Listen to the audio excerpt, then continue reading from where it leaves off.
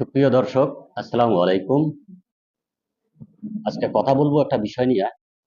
সে বিষয়টা হচ্ছে সাবেক উপদেষ্টা রেজওয়ানা ম্যাডামকে নিয়ে। উনি একটা সাক্ষাৎকারে উনি ব্যক্তিগতভাবে কিছু কথা বলেছেন। নারীর নেতৃত্ব বিরোধী একটা গোষ্ঠী আছে, উগ্রবাদী একটা গোষ্ঠী আছে। এই নারী নেতৃত্বকারী বিরোধী যে গোষ্ঠীটা, সেই গোষ্ঠীটা যাতে ফ্রন্টে না আসতে পারে, সেই বিষয়ে তারা কাজ করেছেন।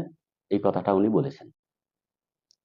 ওনার এই কথাটাকে কেন্দ্র করে জামাত শিবির এবং এনসিপি তারা মনে করছে যে তাদের বিরুদ্ধে মনে হয় উপদেষ্টা পরিষদ কাজ করে তাদেরকে ক্ষমতায় আসতে দেওয়া হয় নাই।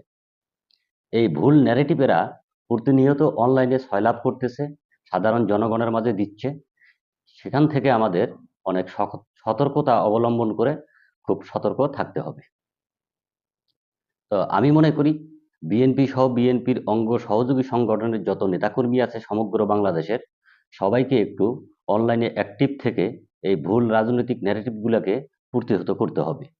যদি সঠিকভাবে প্রতিহত করতে না পারি, তাহলে এই ভুল মেসেজগুলো সাধারণ জনগণের মাঝে ছড়িয়ে পড়লে আমাদের রাষ্ট্রনায়ক জনাব তারেক রহমান, উনি যে প্রধানমন্ত্রী হয়ে সরকার পরিচালনা করতেছেন, তার উপরে একটা প্রভাব পড়বে।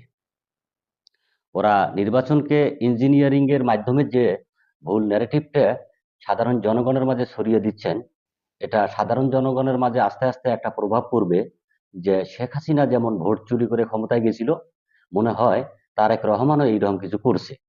এই ভুল ন্যারেটিভটা সাধারণ জনগণের মাঝে যেতে দেওয়া যাবে না বন্ধুগণ।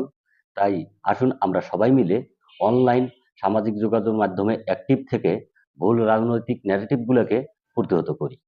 যদি সঠিকভাবে প্রতিহত করতে না পারি, তাহলে আমাদের জন্য, আমাদের দেশের জন্য, গণতন্ত্রের জন্য হুমকি হয়ে দাঁড়াবে। ভালো থাকবেন। আসসালামু আলাইকুম।